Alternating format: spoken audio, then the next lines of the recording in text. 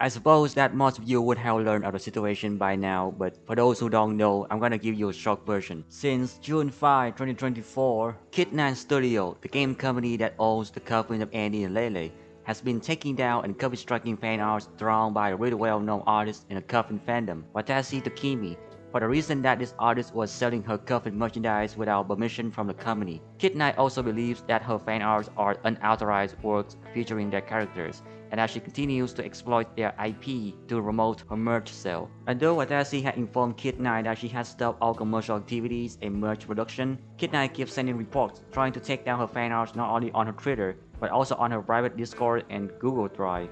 Despite the artist's effort to apologize and communicate with Kid9, they refuse to elaborate and send even more copyright reports. Kid9 is doing anything possible to restrict this artist's activities on the internet. She is not only banned from drawing Coffin fan arts, but also on the verge of getting banned from the internet by this company. The situation is severely affecting Watashi's mental and physical health, and it seems that Kid9 will not stop sending copyright reports to her anytime soon. If you want to learn more about this situation, then you can read the full Reddit post I'll link in the description. You can also go to Watashi's Twitter to dig through the email exchange between her and Kid9. Now, I'm gonna talk a little bit about my perspective on the situation as I've been following this case since June 8 and I couldn't sleep over the past 10 days. Alright, so it's not uncommon to see game companies take down fan contents. You've seen Nintendo do that all the time. It sucks, but sadly, they have the right to do that. And in the Coven of Annie and Lily fandom, this is not the first time Kid9 has taken down fan merch or commercial fan project. They clearly don't want fans to make money from that kind of stuff. Non-commercial fan arts are okay and they don't touch that, but because they had never made an actual official public announcement saying that, hey, you should not make money by selling fan art of this game. From time to time, there would be different artists who committed the same mistakes, and Kid9 had to take down fan merch over and over again.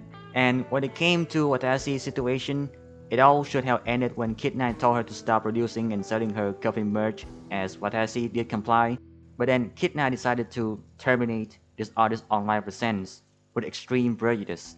So far, Kid9 has been filing around 100 copyright complaints, reporting almost every social platforms that Watashi has. And that's why we're here. Many are dissatisfied that Kid9 had resorted to such excessive measure in this situation. Many are sad and angry. Many are confused and afraid that Kid9 may have been infected by Nintendo's ideas and they will start copy striking every single fan creation from now on. But at the moment, nothing like that has happened, so I guess y'all are safe as long as you don't try to sell your fan arts or something.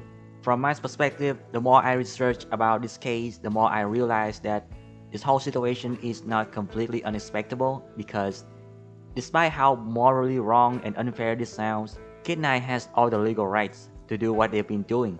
They have the right to report Watashi's accounts and her fan arts if they think she's still selling merch behind their back or continue doing it on a different platform. They have the right to refuse to communicate with her and ignore her apology emails. That is probably what saddens and angers a lot of people because Kid9 just spent 10 days filing all these copyright complaints, but they couldn't spend 10 minutes reading an apology email and considering stopping the punishment. On the other hand, I want people to acknowledge that Watashi is also at fault for many things here, and one of that is instead of laying low for a while trying to find someone who knows the laws and English to help with her case, she keeps tweeting hate and asking her followers to bomb review the game, even trying to contact big YouTubers to review her case in a desperate hope that Kid9 will be pressured by the fans and forced to make an announcement about the situation.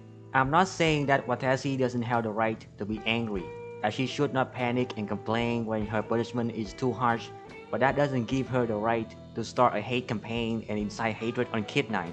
Because initially she was in the wrong, she was in a position to criticize Kid9, and instead of trying to resolve this situation peacefully, Watashi resorts to slandering and damaging Kid9's reputation as much as she can. No matter how this situation is going to end, it may not have a good ending. At the end of the day, we don't own these characters, we don't own the game assets, and we should not take it for granted that we can do whatever with them, no matter commercial or non-commercial, fan contents or official contents. I'm not saying that you should always anticipate what's the worst that can happen when you use a character's right from this game for a meme or reference, but if it's involved with money then you better be careful, Kidnap will find you sooner or later.